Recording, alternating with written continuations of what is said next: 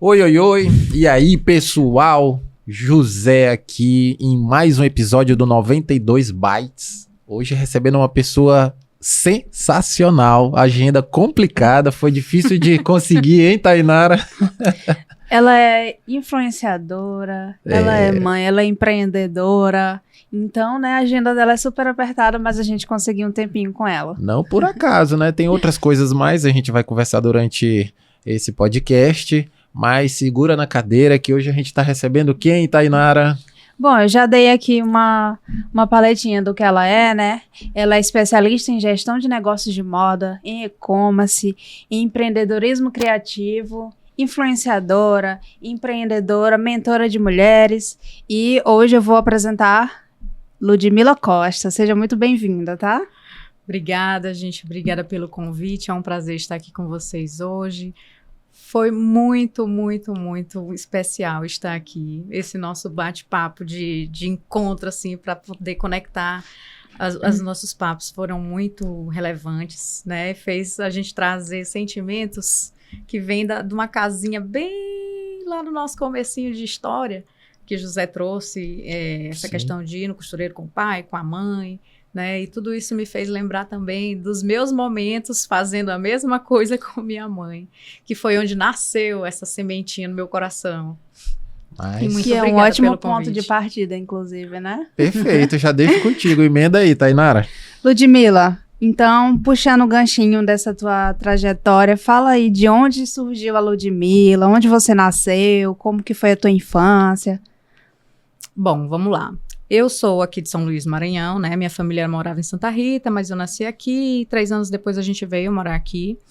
Eu, com uns 4 anos, mamãe tinha máquina em casa, né? Costurava uma coisinha aqui, outra ali, pra mim, pra minha irmã. E eu sempre fui muito curiosa. Eu era aquele tipo de criança que, além de ser curiosa, aprendia tudo muito rápido. Então, eu tinha minhas bonequinhas, minhas Barbies. E quando eu via a mamãe costurando pra mim, eu queria fazer também pras Barbies. E aí, eu acabava fazendo. Tirava a roupa da boneca, cortava de novo, ia costurar a mão. Daquele jeito infantil mesmo, né? A grosso modo. E no final das contas, dava certo. Minha irmã ficava bem assim, poxa, eu não consigo, não dá certo. Eu, calma, vou te ajudar. E eu era mais nova, né? Ela era um ano mais velha. E aí, assim, comecei com isso.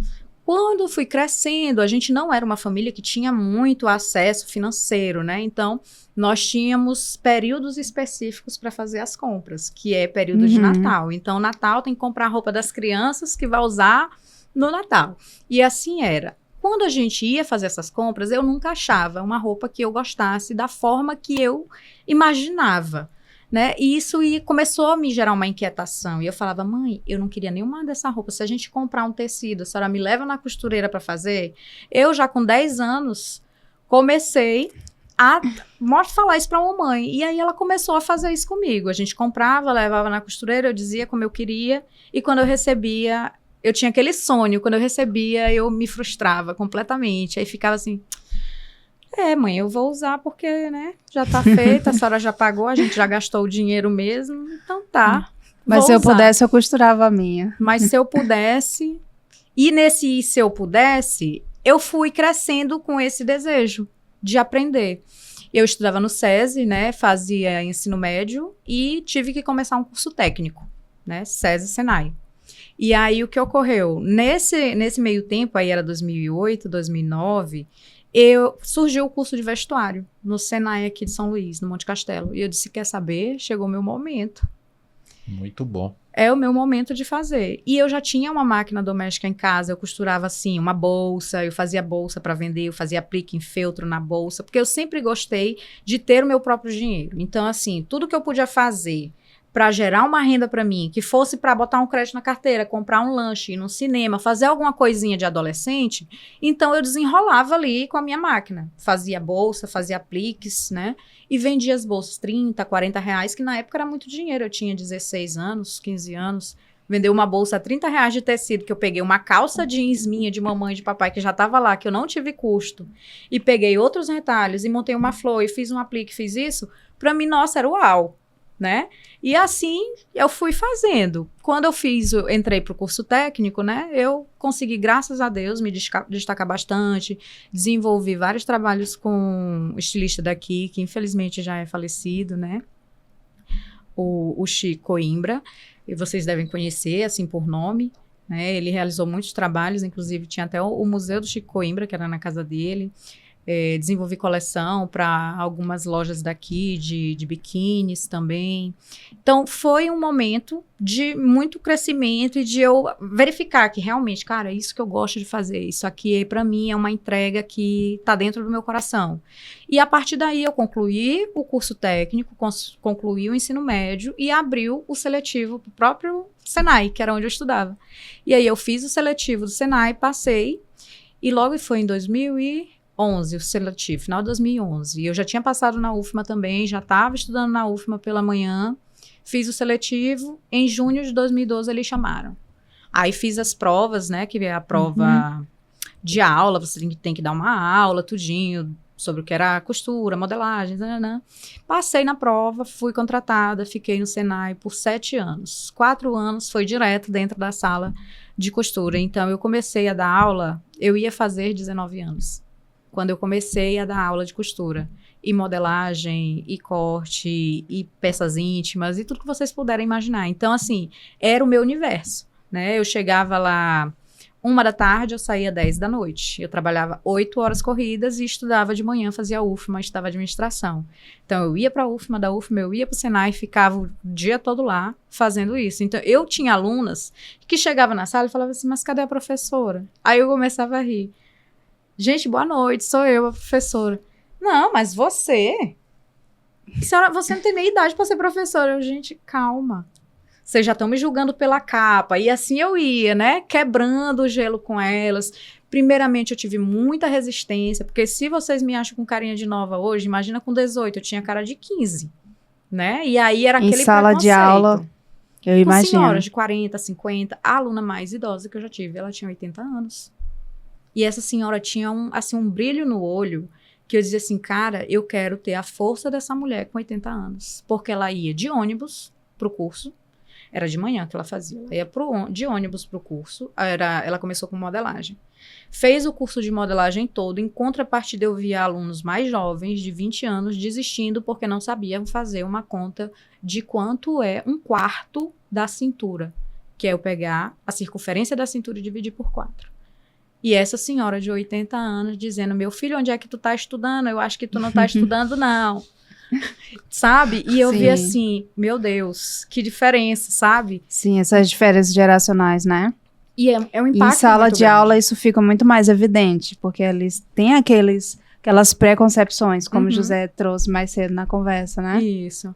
E isso, assim, me gerava um impacto muito grande, que eu via, gente, é muito mais fácil lidar com esse pessoal mais velho do que com essa galera mais jovem, que parece que tá o tempo todo desencontrado na vida, corre para um lado, corre para o outro e não se esforça para se encontrar em nada, né? Isso me gerava muita inquietação, muito incômodo. Eu era praticamente aquela professora de pegar na mão e dizer assim, não desiste, vamos lá, você vai aprender, você vai conseguir. Não é seu sonho, você não veio para cá porque gostaria de aprender? Então vamos lá, eu vou te ajudar. E assim eu comecei nessa carreira. Depois que eu formei em administração, eu dava aula tanto para os cursos de moda quanto para os cursos de gestão dentro lá do Senai, que eram os cursos técnicos, né? Assistente administrativo ou em outras áreas que tinham competências transversais. Aí fiquei 7 anos lá, depois fui para o estado, né? Saí em 2019 de lá. Aí do estado eu também dou aula hoje no Senac à noite. Lá eu também sou professora da área de moda. É uma paixão para mim. Eu já estava assim... Quando eu saí do Senai, eu fiquei ainda 2 anos longe da sala de aula. E aí eu senti aquela necessidade de dizer, gente, o que eu amo fazer é dar aula. Eu preciso fazer isso de novo. Porque assim eu vou conseguir entregar tudo aquilo que tem no meu coração. Porque quando eu estou em sala de aula, é como se eu não estivesse trabalhando. Eu costumo dizer que para mim é o meu hobby remunerado, sabe? Porque eu tô trabalhando, eu tô passando aquilo que eu sei fazer por amor e ainda tô ganhando por isso. Então foi o casamento perfeito. Genial. E ainda mais que tu desenvolveu ali desde menina, não só uma aptidão, não só um talento, né? E aí desde cedo tu buscou explorar a questão financeira, a questão do empreendedorismo, né? Disso, transformou numa carreira, mas ficou uma dúvida. Em algum momento tu pensou em fazer alguma coisa, tu te questionou se tu teria aptidão para outras áreas, ou sempre foi a moda e iria seguir a moda e essa é a minha paixão? Olha, essa é uma pergunta que eu já pensei muito sobre. Primeiramente, logo no começo, quando eu decidi fazer o curso técnico, vem aquele preconceito. Qual é o preconceito com a costura, José? Fala aí pra mim, que tu falou mais cedo. Então, são vários, né? Mas assim, do meu lado aqui, eu sempre penso assim, puxa, mulher faz roupa para mulher e homem faz roupa para homem. Esse é o primeiro. E o segundo é como que o mercado vê, né, a profissão, né, da costura, da costuraria, vou chamar dessa forma, ok? Eu acho que o mercado, aí é uma opinião minha, é um preconceito meu, mas baseado na observação. Eu ainda penso que o mercado enxerga a costura como uma profissão de cultura, de transição, né? Enfim, eu não vejo que o mercado enxerga como negócio, como business, né? Como um negócio ali customizado. Enfim, essa é a leitura que eu faço de mercado, tá? Não representa a minha postura, pelo menos, né? Sim. Eu acredito um pouco diferente. Mas eu percebo isso no diálogo, na conversa, né? Eu falo às vezes assim, poxa, eu preciso de uma calça mais alinhada. Eu vou no alfaiate. Alfaiate? Tanta loja assim assada. Porque, enfim, é a percepção de mercado. Certo. Aí, por que eu perguntei exatamente isso para José? Porque essa mesma visão que ele tá tendo, a minha família tinha. Mas tu vai fazer costura? Tu vai virar costureira? Tu acha que tu vai sobreviver sendo costureira? Tu não tá vendo que isso aí é uma profissão que tá se acabando? Agora só se fala em fast fashion, ninguém quer mais mandar fazer roupa. Vai bem aí na C&A, tu compra uma calça de R$40. Na época que eu estava estudando, há 17 anos atrás, que eu tinha 15, era dessa forma. As roupas eram mais acessíveis, né? O dinheiro hoje não vale mais nada. Mas as pessoas que estavam ao meu redor vinham com esse impacto. Mas tu vai virar costureira? Gente, cada um escolhe o seu destino. Se eu vou virar costureira ou não, quem vai dizer é o meu futuro. É lá na frente, são as minhas escolhas, certo? Mas hoje eu vou pela minha aptidão, por aquilo que eu sei que eu vou gostar de fazer. Ah, mas faz TI, porque TI é promissor, TI tá crescendo. Se eu fosse tu, não ia virar costureira. Tu ia conseguir um emprego rapidinho. É uma das rapidinho. profissões em alta, né? Que todo ano sai aquele ranking das profissões que estão em alta no momento. Tecnologia da informação, né? Sempre, sempre. Desde, olha, 2000 e... Eu tô falando aqui de 2008, tá? Então, daí a gente já ouvia que TI era a profissão do momento e só foi crescendo porque a tecnologia só avança. E a partir daí eu disse, não, eu vou atrás daquilo que eu acredito. E desde então, Tainara, eu vim batendo nessa tecla. Trabalhando, estudando, coloquei negócio, fechei negócio, mudei de nome, mudei o branding da marca. Procurei pessoas para trabalhar comigo, tive muito trabalho porque eu não tinha a qualidade que eu procurava, principalmente aqui em São Luís, que isso aí é outro ponto que nós vamos falar mais tarde. Já a gente vai levantar essa outra. E aí, assim, eu tive inúmeros desafios, né? Mas em nenhum momento até então eu tinha aquele sentimento de que eu tinha que mudar de área, entendeu?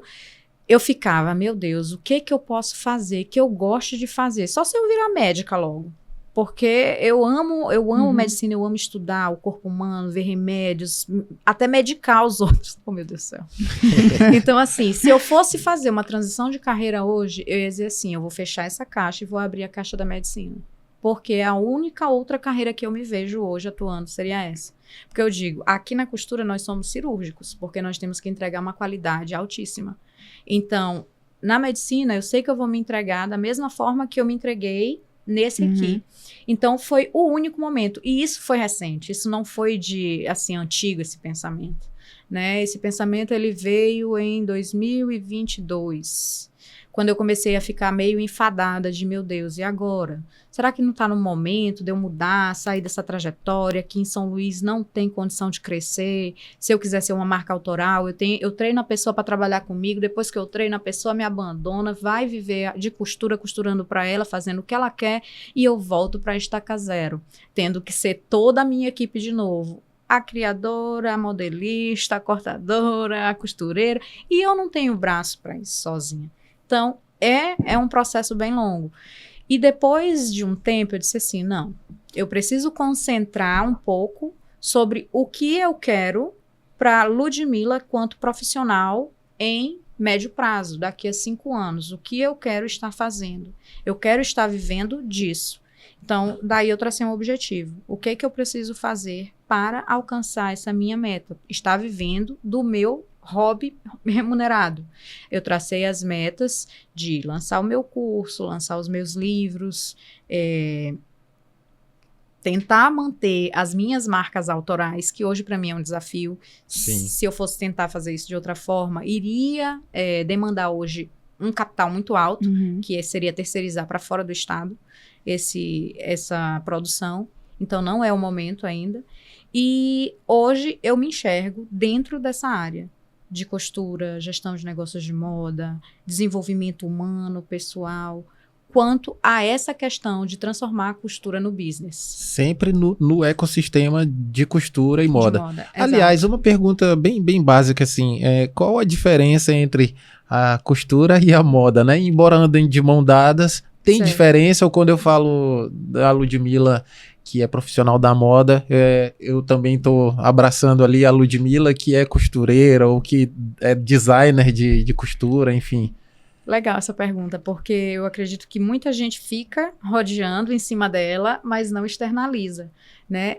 A gente pode falar que a costura é um processo produtivo da moda. Na verdade, ele é o principal item desse processo produtivo. Porque não adianta eu ter todo o processo, levantamento de tendências, criação, desenvolvimento da coleção, design, aí eu venho modelagem, prototipagem, depois a produção, que é a costura em si, separação, passadoria, etiquetagem, e aí separação para envio ao cliente final. Se eu não falar de costura, todo o resto do processo foi por água abaixo. Eu até te pergunto porque, pelo menos das literaturas que eu tenho lido, moda não é só roupa, embora ela seja o segmento que mais movimenta, né? E, por outro lado, recentemente, né, os cuidados pessoais, cabelo, unhas, olhos, enfim, e a questão estética, né, com aplicações de botox e etc, né? Enfim, então isso aí também está virando moda, mesmo relacionado à área de saúde, né? Tem se relacionado como moda. Mas o que aparece mais sempre foi, acho que até pela linha do tempo, né? Como a gente veio aprendendo, o que aparece mais são os eventos de roupas, né? Sim. Mas é porque, assim, a palavra moda por si só é tudo aquilo que tem mais repetição, né? A gente sabe que é um conceito que é trazido da matemática e vai se aplicar para todas essas vertentes que tu tá falando aqui. Sim. Só que quando a gente geralmente bate na tecla de moda, automaticamente o nosso cérebro verte isso para roupa, né? E realmente a moda, ela é tudo aquilo que é mais repetitivo, trazendo isso para o vestuário, e a costura, ela é um processo produtivo para a moda. Legal. Para a confecção de roupas. Vamos falar assim, não para a moda, mas para a confecção de roupas que faz parte da moda. Ô Lud, desculpa, Ludmila. Não, Lud, de boa. Ludmila, você estava falando ali sobre... eu percebo que você tem, ao longo da sua trajetória, né, várias formações na área de administração, lógico, tem os cursos também na área de costura, moda e etc, né, anda tudo de mão dada com designer também. E, lógico, você já falou sobre, por entender de anatomia, pelo menos da parte externa, você se identifica muito também com a área de saúde. Contudo, todo esse, vou chamar de arcabouço, né? Todo esse conhecimento aqui você está aplicando, empreendendo na área de moda e tudo mais. Mas, em algum momento, eu já percebi que você já passou pela cabeça de repente virar para uma outra área. Até aí, claro, está muito claro para nós todos o que ela falou, né? Mas em que momento você chegou a pensar em desistir? Se é que chegou a pensar, cara, vou desistir disso aqui, tá? Nossa, não... Chegou a pensar, vou chutar aqui, vou largar, quer saber? Vou me dedicar para os meus... Aliás, você tem filhos? Tenho uma filha, Olha 7 aí. anos. Chegou a pensar em largar tudo? Olha, eu pensei várias vezes, mas ao mesmo tempo meu coração volta para essa mesma caixinha, sabe? Teve um momento que eu disse assim, olha, trabalhar com moda, realmente, com roupa, com pessoas, com personalidades extremamente difíceis, que as pessoas são difíceis, mas sempre tem aquele que te dá mais trabalho, né? É algo que é cansativo. Cansativo porque tu tem hoje, para trabalhar com costura, tu tem que convencer essa pessoa de que o teu trabalho é mais relevante do que se ela comprar aquela pecinha da Shein. Sim. Né? Ela chega para ti e diz assim, olha, eu quero uma peça igual a essa. E ela não entende que o processo de uma profissional, no meu gabarito, não é de copiar o que a Shein faz, mas sim de usar aquela peça como uma inspiração e reproduzir aquilo na minha releitura, de uma forma que vai atender a tua demanda física, cultural e social, para te encaixar dentro daquilo que você gostaria. Eu não vou simplesmente reproduzir aquilo e dizer, tá aqui, José, vai vestir. Não. Tem todo um conhecimento técnico por trás disso, onde eu vou verificar se aquilo que ela quer realmente condiz com a estatura, com o modelo do corpo, com a imagem que ela quer passar. Não é simplesmente sentar na máquina e costurar. Tem uma consultoria por trás disso. E esse valor agregado, quem está atrás dessa costura barata, não quer pagar. Sim. E aí eu acho que entra o grande X da questão, que foi, eu acho que nossa conversa de bastidor de agora há pouco, né? Antes de começar o podcast. Que eu preciso trazer para você que está nos assistindo, para você participar disso com a gente.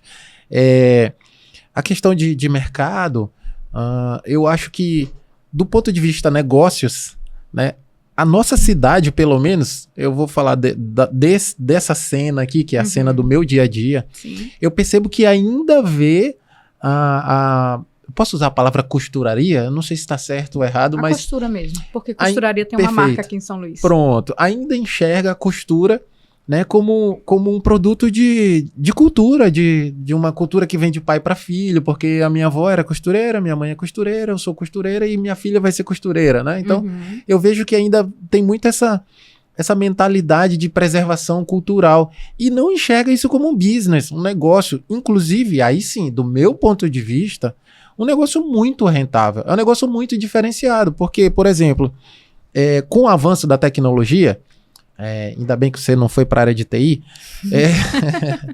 tudo ficou muito repetitivo, muito previsível. Máquina, embora diga que pensa, né, mas enfim, não é a mesma coisa, não tem a criatividade. Então você vai em qualquer loja de marca, seja ela de perfil social classe A, B, C, enfim, para qual classe social que ela faz moda, né, ou para que ela costura, você observa que você tem uma arara com 50 camisas iguais, só muda os tamanhos e enfim.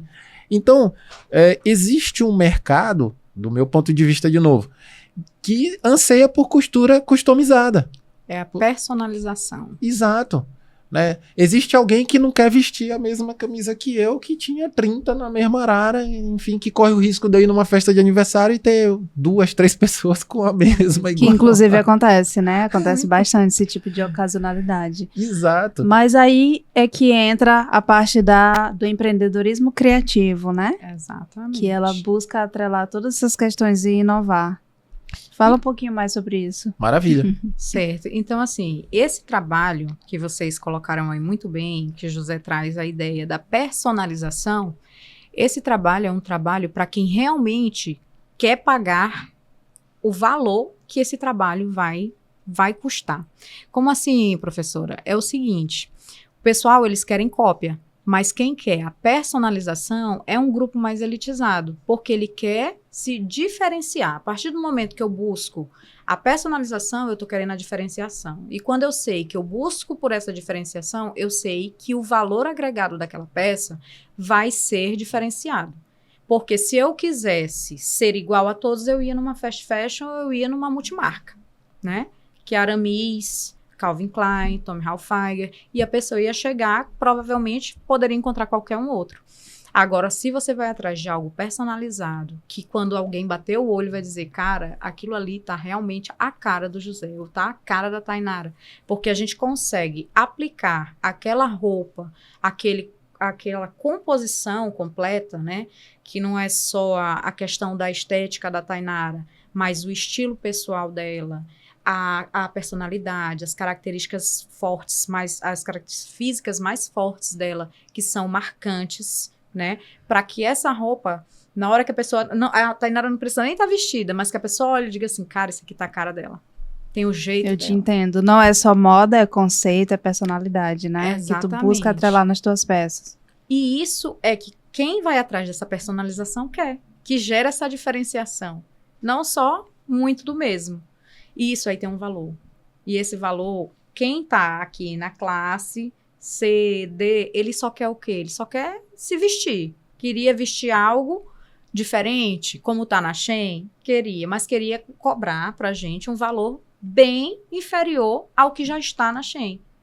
Então não tem como. Até porque se a gente for comparar os processos produtivos, eles são completamente adversos. Né? Nós temos uma situação aqui de uma manufatura, aquele trabalho caseiro, onde a pessoa vai estar ali, ela e uma única máquina, às vezes, para fazer todos os processos.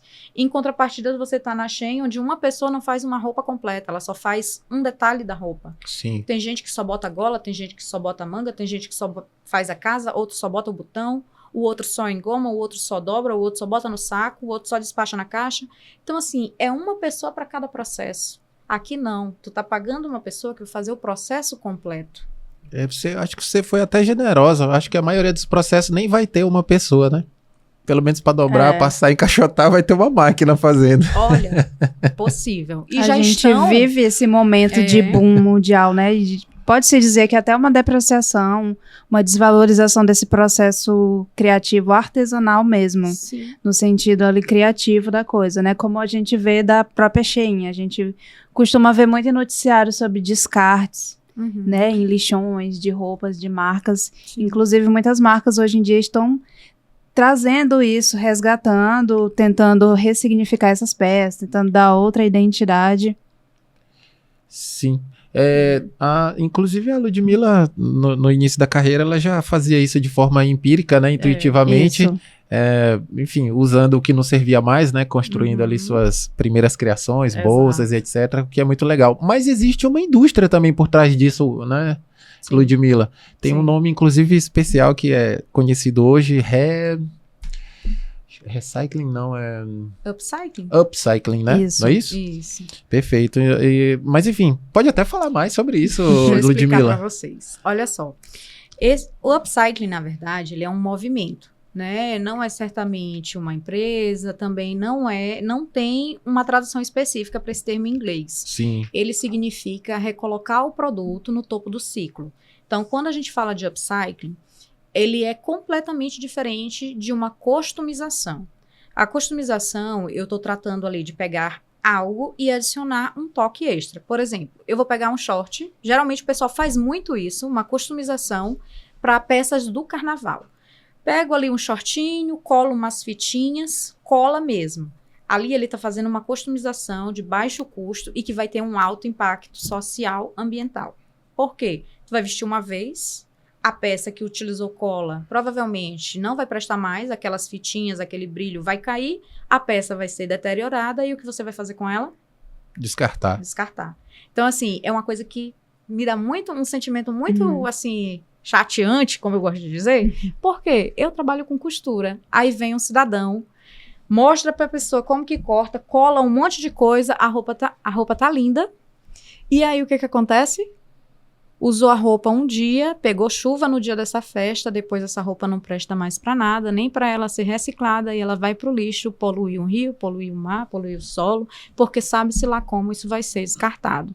E o upcycling, ele já traz uma vertente diferente dessa customização. A customização, ela pode ocorrer dessa forma, que é a incorreta, colado e tudo, assim como ela também pode ser feita através da costura. A customização, eu não vou mudar o modelo original da peça. Se era um short, eu posso reduzir, eu posso acrescentar um recorte, eu posso botar um folho, eu posso tirar um bolso, eu posso acrescentar um bolso, eu posso fazer faixas coloridas, eu posso colocar imagens coladas não, fusionadas. Enfim, eu tô trazendo novos elementos para aquele short, ou para aquela jaqueta, ou para aquela blusa. Novos elementos.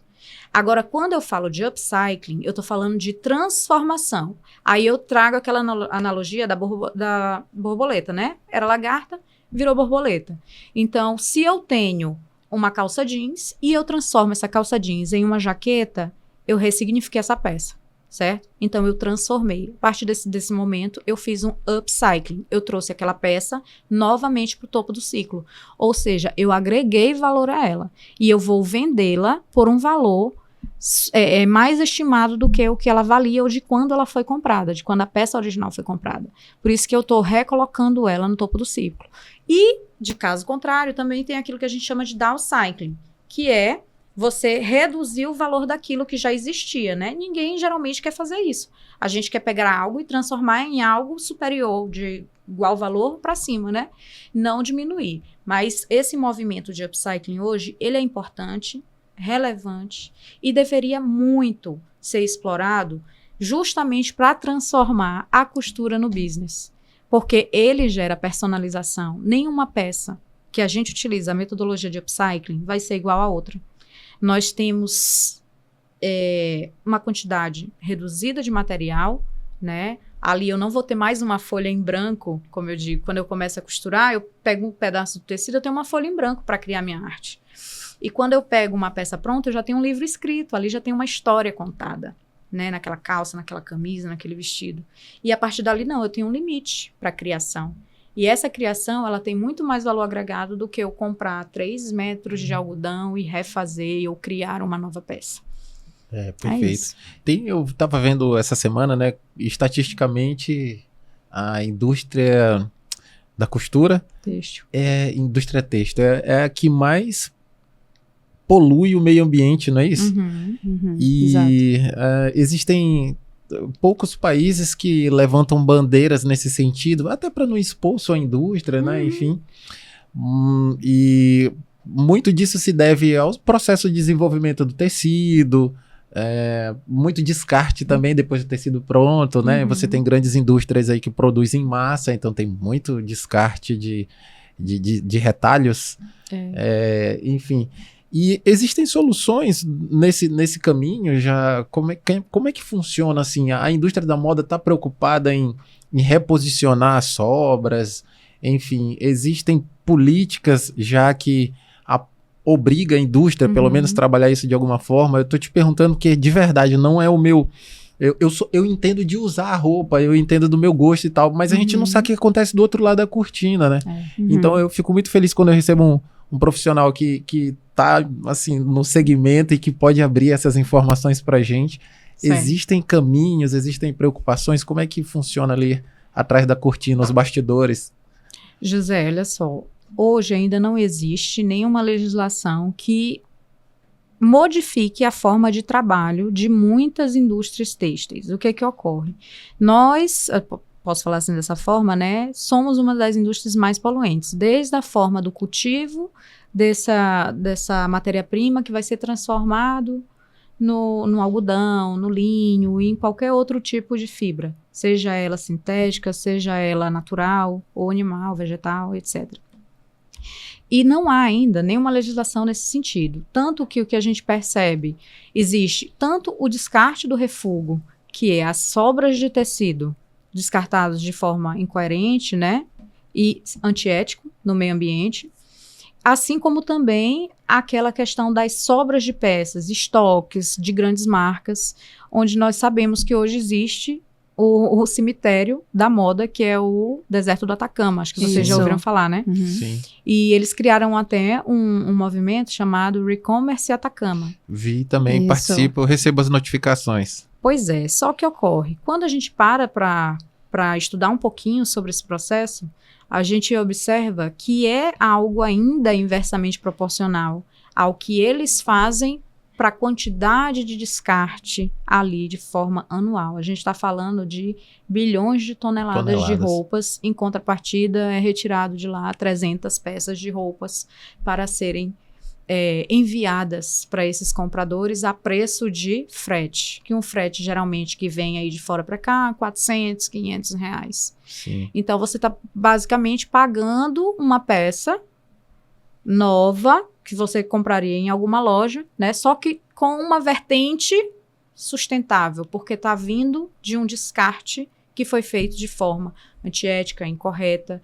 Então, a gente percebe que é uma indústria muito produtiva, mas ainda não tem leis específicas para direcionar essa forma de trabalho, né? Como que isso vai ser descartado? A gente está falando aqui de forma de descarte de resíduo geral, onde a moda deveria ter um segmento específico. Sim. Né? Qual a destinação, o que fazer. Muitas empresas buscam desenvolver programas sociais para dar um destino para esse refúgio, para comunidades, para cooperativas, para desenvolver algum trabalho para dar um destino melhor para esse refúgio. Mas não tem exatamente algo real, assim, que vai dizer, olha, a empresa vai ser multada se ela não fizer isso aqui, se ela não tiver essas cautelas, esses cuidados. E as iniciativas, embora existam, são muito tímidas, né? É muito mais de você ter uma peça para usar no teu marketing, para conversar com os amigos. Olha, eu comprei, foi do projeto e tal. Não, tipo, não faz nem cosquinha no que acontece. Mas não é sustentável ali no consumo, né? Não é. De novo, é muito mais uma satisfação moral do que uma iniciativa. Mas, enfim, não vamos fechar o nosso assunto em cima disso. Mas eu queria saber... A Ludmila trouxe muitos sentimentos aqui relativos a isso, né? Eu percebi que mexeu um pouquinho ali. Ixi. E aí eu queria saber, foi a partir desses sentimentos que surgiram ali os conceitos da tua marca, das tuas marcas? Olha, a minha marca, hoje, Seja Narcisa, ela tem algo muito forte de mim, né? Eu sou aquela pessoa que... tenho uma autoestima lá em cima, gosto de estar o tempo todo me sentindo bem, até nos dias que eu tô me sentindo um lixo, eu gosto de me arrumar, até para ficar em casa, eu vou estar arrumada. Ele encrenca comigo e diz assim, meu Deus, tu só vai bem aí, tu vai desse jeito. Eu disse, quem quiser que vai desarrumado, porque eu vou Aquele arrumar. meme. Aquele meme, sou eu. É real, aquele meme Sim. é real, sou eu sou assim. Então, a partir da minha imagem, que eu quero passar essa ideia para minha marca. Porque quando eu comecei a querer vender minhas roupas, é porque quando eu fazia para mim, as pessoas falavam, ai, que linda essa roupa, onde é que tu comprou? Eu dizia, ai, eu que fiz. Foi, tu vende? Vendo. Às vezes eu usava uma vez e ia em casa, pegava no outro dia, ó, tá aqui tua roupa. Sério, tá aqui tua roupa. Eu fazia, eu vendia. Eu fazia, eu vendia. Eu disse, cara, eu tenho que botar uma loja com as roupas que eu faço para mim, porque basta eu usar que o pessoal quer comprar. E assim eu comecei, né? Aí, primeiro, eu comecei com o nome It Fashion, né? Não tava com muita criatividade, só queria botar coisa para rodar. E aí, depois eu fui trazer aquela questão da persona, quem vai ser meu público-alvo, o que eu quero expressar com a minha marca. Eu quero deixar realmente as pessoas lembrarem de mim pelo nome, porque quem me olha diz assim, eita, é bonita, né? Não, eu sou bonita, não, eu sou linda, maravilhosa. Então, isso aí você acaba instigando no outro esse sentimento também, da pessoa se reconhecer, se achar bonita nos seus detalhes, no seu eu, no quem você é. Não é só na roupa que você veste, mas sim no coração. Então, de coração, eu sou mais bonita por dentro do que por fora. Então, eu quero vender isso dentro da minha marca, né? E a marca infantil, eu já olhei com os olhos de uma mãe. Eu não olhei só com os olhos de uma consumidora, né? Eu olho hoje pro mundo das crianças, pro mundo infantil, e eu tenho muito medo do futuro disso. Né? A criança hoje ela está sendo muito adultizada, está sendo muito assediada, está com muito foco. E eu tenho muito medo do mundo em que minha filha vai encontrar lá fora. Então, o que que eu pensei, assim, eu disse, olha, eu quanto mãe, eu quero evitar ao máximo trazer minha filha para esse mundo de adultização, de dancinha do TikTok, de deixar ela ter contato com o Instagram, com outras redes sociais que possam expô-la a um determinado risco, né? Assim também como o WhatsApp, eu acho que tudo tem a idade certa. E para roupa, a mesma coisa. Eu penso que roupa de criança não é a mesma coisa que roupa de adulto. Ah, porque a criança tem que usar um top cropped. Não, a criança não tem que usar um top cropped, na minha visão. Se é um top cropped, ela vai usar uma roupa cintura alta para gerar um equilíbrio, né? Ah, o equilíbrio de quê? Ela não precisa estar à mostra. O corpinho dela é um templo, assim como o nosso. E nós temos o dever de protegê-las. Então, eu vim com esse olhar, mãe, né, mais técnico também, de querer trazer conforto, estilo, beleza, sem perder, né, a questão da infância. Que as pessoas hoje estão fazendo muito aquela moda infantil, mas pegou um modelo adulto e transformou numa miniatura. E isso não conversa, nem com a minha personalidade, nem daquilo que eu quero vender. Então, eu vendo essa ideia da roupa infantil pensada por uma mãe, de menina. Legal. Sensacional. Você ia... Não, eu acho que o José ele tem uma pergunta bem na ponta da língua para isso. Sempre. Na verdade, eu vou voltar aqui. Eu tenho... A Ludmila tem muitas habilidades, né? E uma formação, enfim, fantástica. Eu queria entrar um pouco nesse assunto da formação. Ludmila, recentemente você passou no mestrado e tudo mais. Me fala um pouquinho do mestrado, qual área que você apresentou seu projeto, né? A gente tem uma preocupação desde sempre aqui, que a gente já colocou em pauta sobre o negócio, né? O business da costura. Sim. Que eu vejo que sofre um certo, de novo, aquele preconceito, aquele olhar preconceituoso do mercado. Sim. E, da minha opinião, falta muito ainda a costura, essa costura personalizada, né? Enxergar o seu ICP, né? Entender um pouco sobre o ICP. Mas, enfim, me fala um pouco, que o teu trabalho de mestrado, pelo que a gente conversou, tem muito a ver com isso. Sim. Então, José, quando eu busquei o mestrado, eu busquei por algo que vai somar tanto para minha formação, né, minha graduação, que é em administração, como também vai conversar com as minhas especialidades na área de moda, né? Porque a minha qualificação em moda, ela é técnica e superior.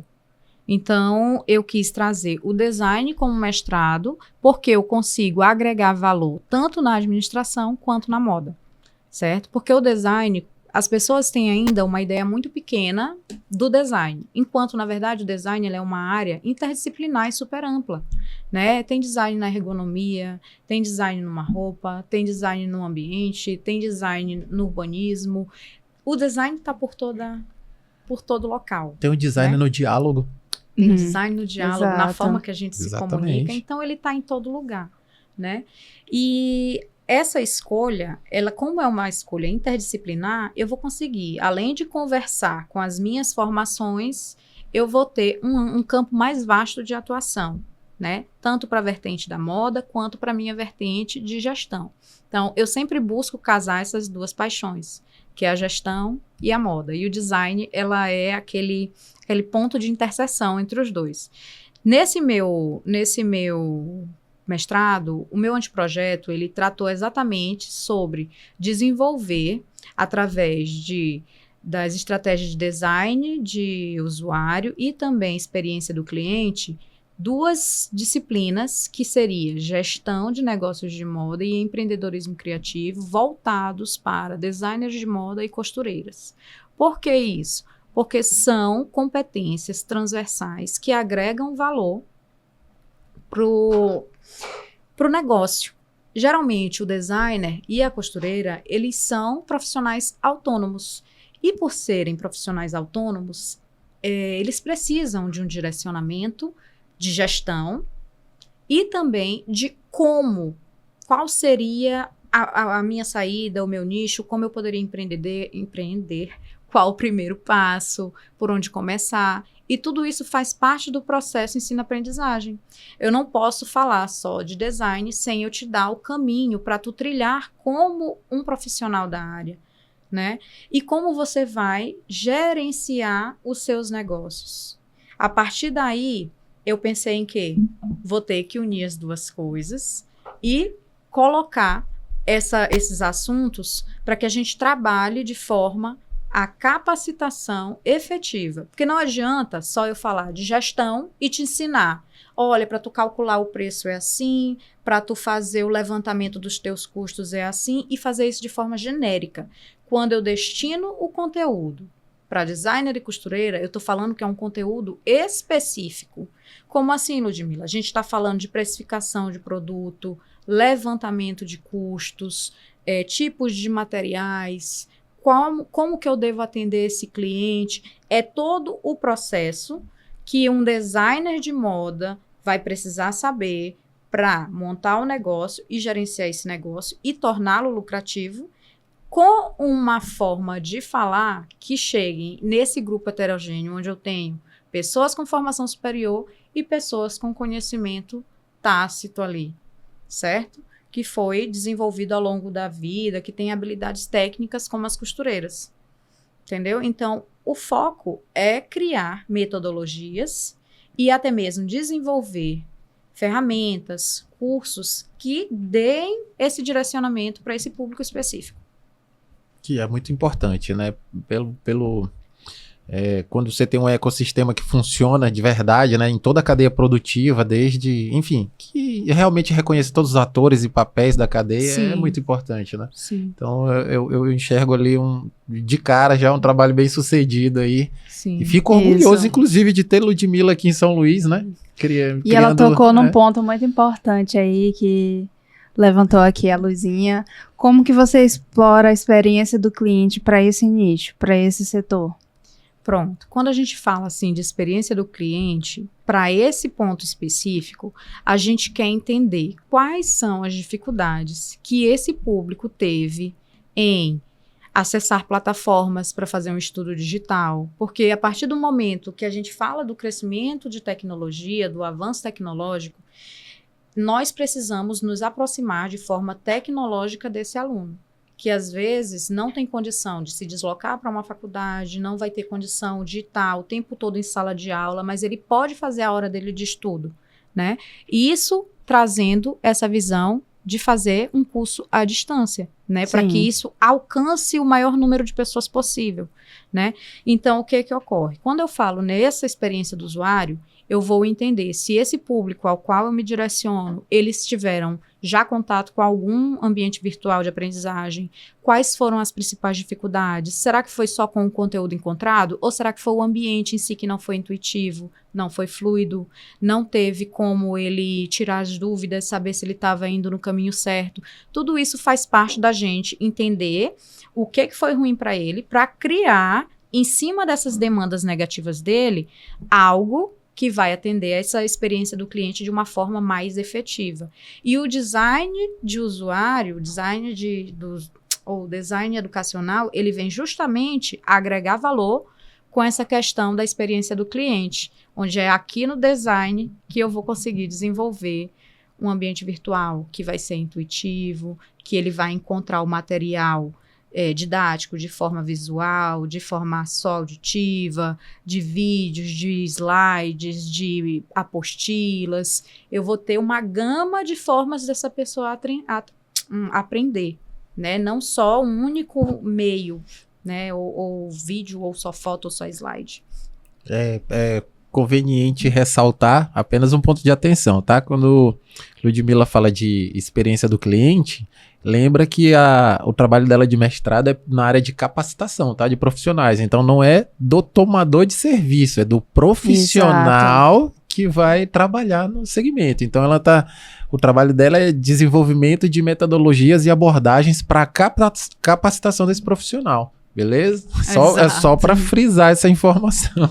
Exatamente. Trazendo ali para a área do ensino, que é muito a tua paixão, né? Sim, inclusive. Sim. Afinal, a gente chama ela de professora Ludmila, né, Tainara? Isso mesmo. Exato. Então, a gente não teria como não pensar numa forma de entregar aquilo que eu sei fazer com amor, que não fosse treinar essas pessoas para que elas consigam fazer esse negócio escalável, business, como gosta de dizer, meu Perfeito. querido José, né? E não simplesmente viver na caixinha de que a costura é algo que não vai me fazer crescer, é algo que eu vou vender o almoço para comprar a janta e assim vai ser, né? Tanto que eu gosto até de passar essa informação, que nós temos hoje uma busca muito grande por máquinas de costura. O Imparcial soltou essa nota, Sim. né? Acho que vocês viram que a máquina de costura hoje é um dos eletrônicos mais procurados e mais vendidos, né? Assim como um celular. E a gente percebe que o interesse das pessoas estão se expandindo. A partir desse movimento de expansão, dessa busca pela costura, nós vamos ter uma grande quantidade de pessoas que vão estar buscando esse tipo de conhecimento, mas que, na verdade, é para si. Não é aquela pessoa que está buscando para desenvolver um negócio, né? E fazer daquilo se tornar um sustento, seu negócio lucrativo. Não, eu quero fazer para mim, o D, né? Do it Sim. yourself e ponto. Vai ter algumas pessoas, né, que de repente vai virar chave e vai seguir empreendendo nesse segmento, mas a maioria é para fazer pequenos trabalhos, enfim, Isso. fazer algumas coisas em casa. Tainara, nosso tempo tá se esgotando, infelizmente. Mas Uma eu sei que tu pena. tem algumas perguntas aí que eu sei que eu vi tu ensaiando.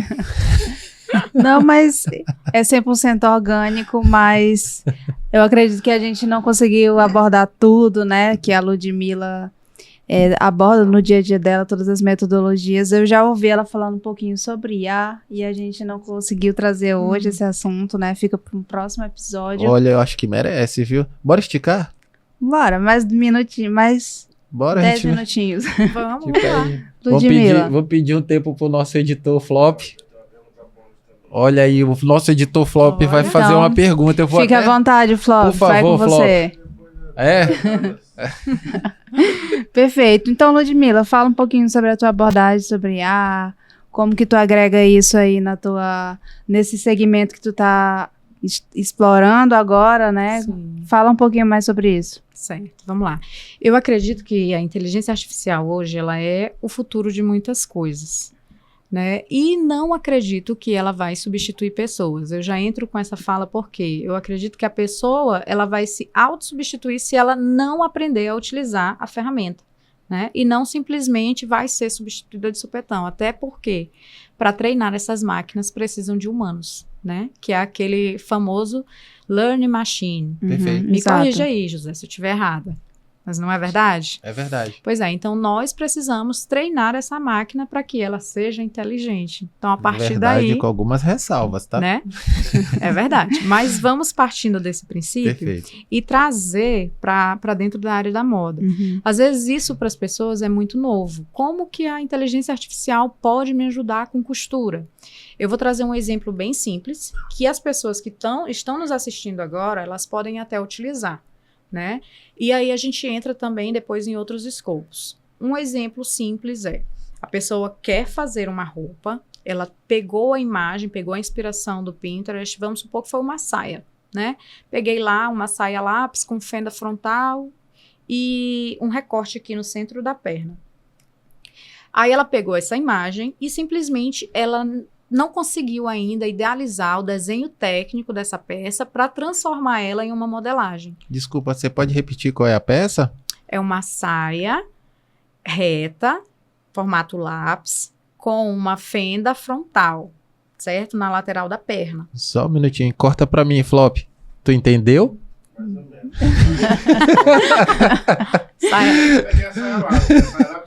Retinha. É a reta. Tem um recorte frontal na perna, bem no centro da coxa, com uma fenda. É o nosso momento de descontração. Mas deu pra entender? Eu posso Claro, explicar claro. de novo. Não, de boa. Sim. Eu já tô familiarizado. Eu já Lá em casa eu peguei. sou o único homem. Pode ou quer que eu explique de novo? Não, tá de boa. Tá Era de só boa? um momento meio de descontração entre nós aqui. Certo, então eu escolhi esse modelo. A partir desse momento, eu posso botar lá no chat GPT e peço para ele, dou o comando, faço prompt. Gostaria que me ajudasse transformando essa saia em um desenho técnico para a elaboração da modelagem plana. partir desse momento, eu mando para ele. Ele vai analisar o desenho e vai criar, vai transformar esse desenho em um desenho técnico da peça.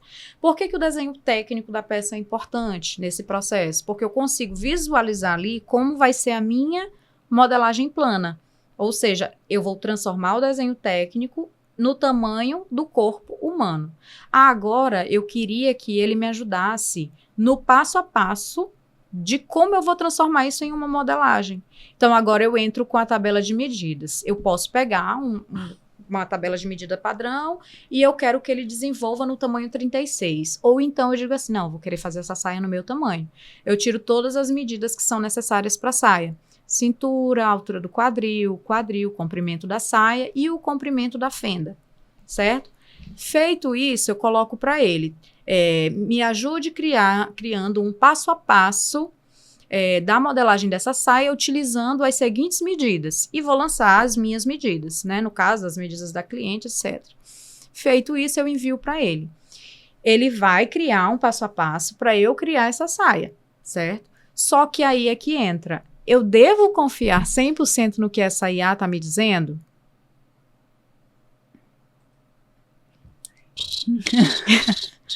Aí é que está. Aí que entra a questão. Do conhecimento técnico de quem está buscando essa informação. Legal. Porque a IA, ela não vai estar, nem sempre ela vai estar 100% certa. Às vezes ela pode, assim, viajar, alucinar. Exatamente. Você precisa Tá ali validar, muito né? enviesada E a também. gente precisa validar se aquilo ali que ela está me dizendo funciona ou não funciona, né? Então, a partir daí, eu tenho um guia, mas eu, como profissional da área, vou conseguir validar ou não aquilo, né? Tanto que eu costumo até brincar, às vezes eu vou fazendo testes, né? E vou dizendo, ó, isso aqui não tá certo, seria assim, assim, assado. E ele ainda agradece, obrigada, Sim. vou não sei o que, não sei o que.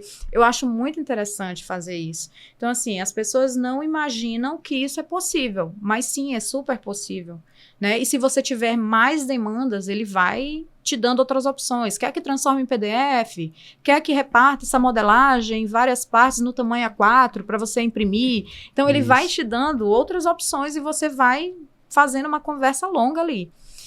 E, então, essa sim é uma dica para quem quer começar a experienciar isso, né, a inteligência artificial. Ah, mas o meu não é pago, o meu não faz isso tudo. Você pode tentar pelo Gemini também, né, o Google Gemini, ele tem, assim, uma gama gigantesca para te dar muitas informações também de forma gratuita.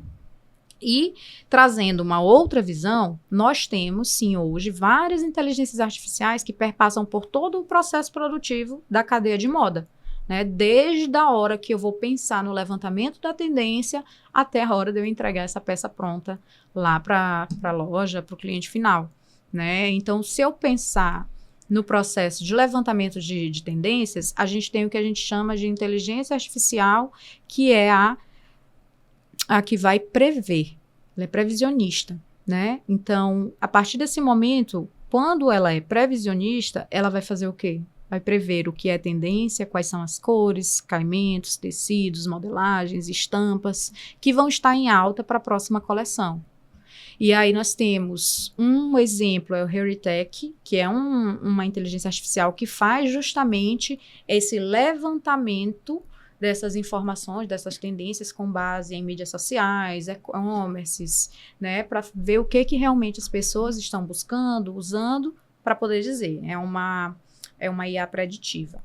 E aí nós temos também, dentro do próximo processo, que no caso seria a criação, né, o desenvolvimento de croquis, já existem, que é a coleção, croquis de moda para o desenvolvimento da coleção, já existem inteligências artificiais também que podem desenvolver aquela imagem de acordo com o texto que você vai criar, de forma textual. Então, você vai ali discorrer, gostaria que fosse desenvolvido um vestido com decote V, com a cintura marcada, com um tecido fluido, num comprimento midi, uma estampa floral, leve, fresca, para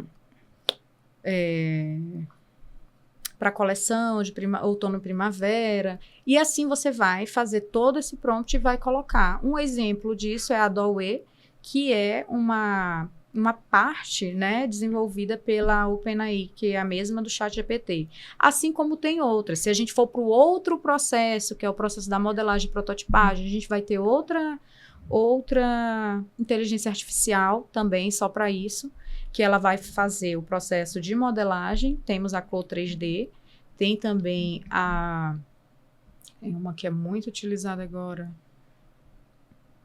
não me lembrar aqui. Até pesquisei ela hoje para a gente poder começar a usar, que eu quero colocar para uma consultoria que eu vou dar, para a gente tentar utilizar essa ferramenta, porque ela faz a programação com base na imagem que eu passo, né? Eu passo a imagem da modelagem, vamos supor, uma blusa básica, eu passo para ela a imagem, ela vai fazer transformar isso num desenho 3D, desse desenho 3D ele transforma isso numa modelagem plana, e aí a IA vai entrar também com a questão da gradação, que é fazer toda a grade de tamanho, do menor até vamos supor, eu estabeleço que eu faço até o 44, até o 46, e ela faz essa grade para mim.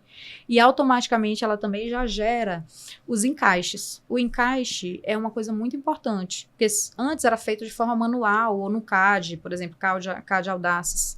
A pessoa vai montar todas as peças de roupas em cima do tecido, para verificar qual vai ser o melhor encaixe, para reduzir o custo, né, o desperdício do tecido. Com a inteligência artificial, ele te dá diversos planos de como fazer o melhor encaixe para diminuir o máximo dessa sobra de tecido, que é o que a gente chama de refúgio. Então, assim, a inteligência artificial, ela vem revolucionando todo esse processo produtivo. E existe já, José, o que a gente chama de Cibo, que é um robô de costura, que ele vai fazer todo o processo produtivo sozinho. Sim, mas no caso, máquina industrial mesmo, que faz o processo de costura. É um robô que costura, sim. que faz Perfeito. todo o processo. Ele só vai receber o arquivo e tal, as vistas e já faz E já vai fazendo. Ele faz só a costura ou ele faz o corte também?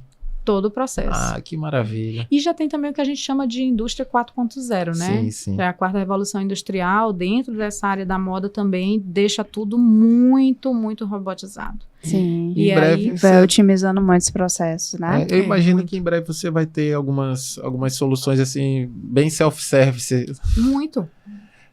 Enfim, mas eu imagino que é um futuro ainda não é muito por distante, vir. não. Não acho que é um futuro muito distante. Pois é, então eu tenho falado com alguns amigos que têm algumas preocupações quanto às revoluções das IAs, né? Uhum. Então, enfim.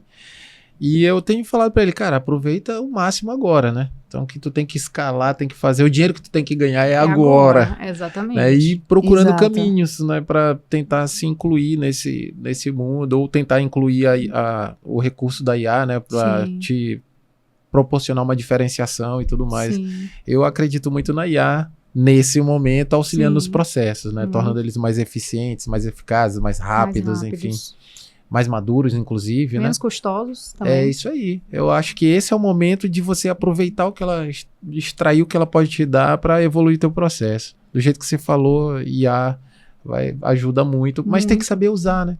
Esse é um dos pontos, tem que saber usar. Exatamente. Né? Às vezes a pessoa ela se perde por não saber usar. E aí é que eu trago assim, essa questão do cenário. Não adianta eu ter as ferramentas, a tecnologia, eu não saber aplicar.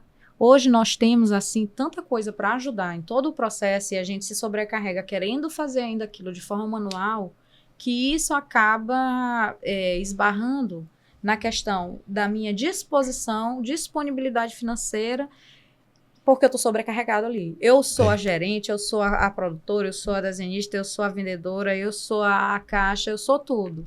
Então, você consegue fazer isso através da distribuição melhor dessas funções, até utilizando a inteligência artificial. Não sei se você já ouviu falar que vai existir agora o funcionário da inteligência artificial. Tu vai ter, isso é uma previsão para o ano que vem, viu? 2026. Que fala que ele vai poder participar das reuniões, né? A gente vai... Olha, eu talvez nesse assunto o blog que você leu isso aí tá um pouco atrasado. Olha aí, já tá, né? No Vale do Silício já tem várias empresas grandes, inclusive, que a figura de vários executivos, né, de vários CEOs já foram substituídas. Olha Né? aí. Então, o conselho deliberativo das empresas de capital aberto já substituíram alguns caras que estavam ganhando muito dinheiro, Olha aí, por né, robôs. por IA, porque ele Por era um IAs. cara de análise de tendência de mercado, né, de previsibilidade, Sim. análise de custos, etc. Então, todo esse papel de análise, então, enfim, de tomada de decisão está sendo feito por conselho, mas quem está fazendo as análises são a inteligência artificial, que já substituiu é. vários CEOs. Olha aí, Então, assim, interessantíssimo, achei massa isso. na parte de gerência, de análise, a IA Análise de vem com dados. tudo, aí ela erra menos, né? Enfim, Uhum, análise de com tendências, certeza. inclusive, isso.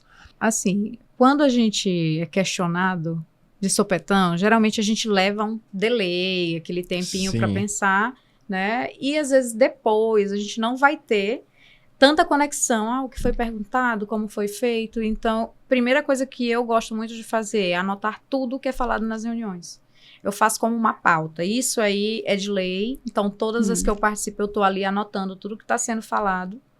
E se esse funcionário de IA estivesse comigo, ele estaria fazendo isso no meu lugar, eu estaria com uma escuta mais ativa e depois eu conseguiria ter uma noção do que foi falado, do que ele sugeriria, né, de soluções ali, e junto a gente conseguiria desenrolar melhor outras informações, outras soluções até mais efetivas para a realidade do negócio. Isso aí já acontece, tá? Isso já acontece hoje. sim. Já tem aí várias situações onde a IA faz toda a anotação, gera inclusive a ata da reunião, sim. agenda os compromissos, confirma, pega os e-mails dos participantes, enfim, já existem várias soluções que faz maravilhoso. tudo isso aí. Essa semana eu me surpreendi, foi com uma... que também... Eu me surpreendi mais uma vez por assistir esse vídeo. A diretoria do Gemini, do Google, mostrou algumas funções novas do Gemini e, poxa, ele mostrou o que acontece por trás agora dos testes que eles estão fazendo. Não sei se você já viu que agora ele abre um leque de opções no Gemini, né? Tem o Gemini Flash, tem várias... Enfim, cada um tem uma... Versões, né? Exatamente, tem o Deep, enfim, cada um tem uma aplicação prática. Mas eles estão fazendo um compilado das melhores práticas para fazer o funcionário da IA. Sim. E eles já estão testando isso aí. Tem um vídeo, eu acho que encaminhei para o nosso time essa semana, onde a pessoa coloca na agenda, né, agendar o cabeleireiro tal dia, tal hora. Enfim, e aí fica na agenda aqui. E aí fica só um compromisso na agenda. Mas o que o Gemini tá fazendo por trás? Ele pega ali teu cabeleireiro que já tá na tua agenda ali, predileto, ele sozinho liga para o cabeleireiro, faz o agendamento para você e tudo mais. E aqui, enquanto tá lá fazer o agendamento, tá a confirmar. E aí, de repente, muda a cor e tá confirmado. A própria IA já fez uma ligação, já conversou com a atendente e já agendou. Então, Mas ela personaliza a voz? Sim, a você escolhe. personalidade? No meu próprio aqui, hoje, do Gemini, eu substituí o meu assistente do meu mobile aqui, né? Todo mobile hoje, você pode escolher um assistente, menos o pessoal da Apple, que só tem a Siri. Enfim. Então, eu substituí o meu pelo Gemini. Então, ele que é o meu assistente hoje. Então, quando eu substituo, ele me dá a opção de eu escolher qual é a voz, qual é a persona, se eu quero mais animado, mais extrovertido, se eu quero com respostas mais curtas e objetivas, ou mais, enfim, mais explicativa, ou seja, respostas maiores, né? E Inclusive, uma dica para você que tá aí de casa, personalize a identidade do seu GPT ou Gemini. É isso né? aí. É muito interessante as linhas de pensamento ali, de conversa que ele segue quando você personaliza de acordo com a sua personalidade, por exemplo. É verdade. E quanto mais você conversa com a IA, mais ela sabe quem você é, do que você gosta e tudo mais, e ela já vai sempre indo por esses caminhos ali. Mas, enfim, infelizmente, o nosso podcast tem que terminar. E, Tainara, o que a gente costuma fazer quando chega nessa hora? Bom, primeiramente eu gostaria muito de agradecer a Ludmila por estar aqui no nosso podcast, por compartilhar todo o teu conhecimento. Mas antes que a gente termine, teria algum insight, alguma mensagem, algo que você gostaria de passar para os teus alunos, teus mentorados ou seus seguidores? Pode olhar para a tua câmera e transmitir a tua mensagem. Certo, então a minha mensagem aqui de todo o nosso assunto eu me senti assim muito frisada nessa questão que sempre me levou a refletir sobre qual caminho seguir na minha carreira. Então, assim, eu costumo dizer que se você for escolher alguma coisa para ser, faça algo que lhe faça feliz. Porque isso vai fazer toda a diferença no final das contas. Porque você vai entregar muito mais tudo o que você sabe a partir do momento que você faz aquilo porque ama. E é não desistir, é persistir e entender o que você quer fazer, como você quer fazer para alcançar aquela meta, aquele objetivo, aquele sonho. É isso. Maravilha. Maravilhoso. Ludmila, e quem quiser te encontrar, quais são as redes sociais, como é que faz para conversar com você, marcar um café, te visitar? Fala aí pra gente. Tá certo. Me encontra no meu Instagram, que é @ludmilacosta.costura. E também nas minhas marcas, que é @sejanarcisa e @Ilha Encantada Oficial. Muito bom. Perfeito. Então, foi uma honra estar aqui contigo hoje. E você que está aí de casa, segue nossos episódios, acompanha nossa playlist lá no YouTube. A gente tem vários podcasts, né, José? Exato. Uma lista lá de episódios para você acompanhar, para você maratonar. Mas, infelizmente, a gente já está acabando. Compartilha esse episódio aqui para o seu amigo, para os seus colegas de trabalho, para sua família. Compartilha para todo mundo. Deixa o like aqui nesse vídeo, tá? Aqui embaixo. Deixa o like, compartilha e bota seguir lá na nossa playlist. No YouTube, você encontra a gente no MHub92. No Instagram, você vai encontrar a gente no MediaHub92. Segue lá nossos stories. A gente tá sempre postando reels, postando os cortes. Acompanha por lá, tá? E até o próximo episódio. É isso aí. Flop créditos. Eita, Ludmila, brigadão por ter Gente, foi muito vindo. legal. Rendeu. A gente Olha, eu não sei nem ficaria quanto. aqui falando. Caramba, 9 horas. Não é? Mas é que você falou do que você gosta e já viu, não vê nem o tempo passar. Cara, foi